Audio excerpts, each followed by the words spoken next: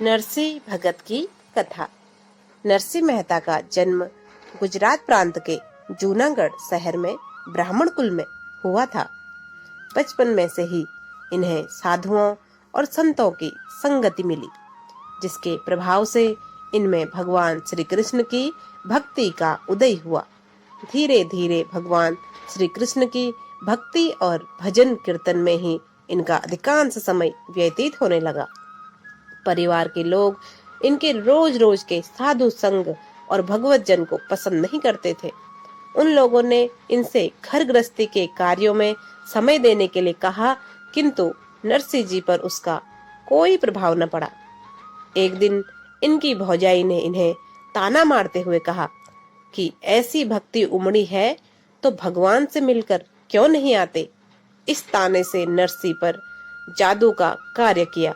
ये उसी क्षण घर छोड़कर निकल पड़े और जूनागढ़ से कुछ दूर एक पुराने भगवान शिव के मंदिर में बैठकर भगवान शंकर की उपासना करने लगे। इनकी उपासना से प्रसन्न होकर भगवान शंकर जी प्रकट हुए और इन्हें गोलोक ले जाकर भगवान माधव की रासलीला का दर्शन कराया। दिन रात भजन कीर्तन में लगे रहे और भरण पोषण के लिए कोई कार्य न करने के कारण नरसिंह मेहता जी के परिवार में उपवास की स्थिति आ गई।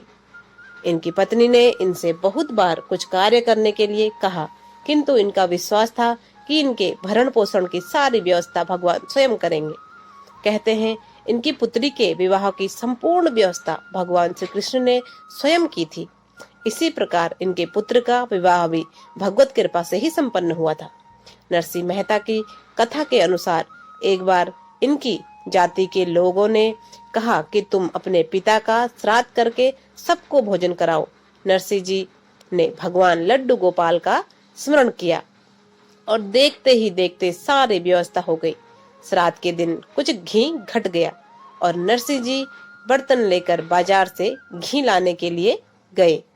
रास्ते में एक संत मंडली को इन्होंने भगवान नाम का कीर्तन करते हुए देखा। नरसिंह जी भी उसमें शामिल हो गए। कीर्तन में ये इतना तल्लीन हो गए कि इन्हें घी लेने की जाने की सुध ही न रही। घर पर इनकी पत्नी बड़ी व्यग्रता से इनकी प्रतीक्षा कर रही थी। भक्त वत्सल भगवान श्री कृष्ण ने नरसिंह का वेश बनाया और घी लेकर उनके घर पहुंच गए। ब्राह्मण भोजन का कार्य सुचारू रूप से संपन्न हुआ। कीर्तन समाप्त होने पर काफी रात्रि बीत चुकी थी। नरसिंह मेहता सकुचाते हुए घी लेकर घर पहुंचे और पत्नी से विलंब के लिए क्षमा मांगने लगे। इनकी पत्नी ने कहा, स्वामी, इसमें क्षमा मांगने की कौन सी बात है? आप ही ने तो इससे पूर्व घी लाकर ब्राह्मणों को भोजन कराया है। नरसिंह जी ने कहा, भाग्यवान, तुम धन्य हो। वह मैं नहीं था, भगवान श्री कृष्ण थे। तुमने प्रभु का साक्षात दर्शन किया है। मैं तो साधु मंडली में कीर्तन कर रहा था।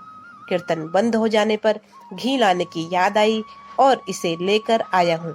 यह सुनकर नरसिंह जी की पत्नी आश्चर्य सागर में डूब गई।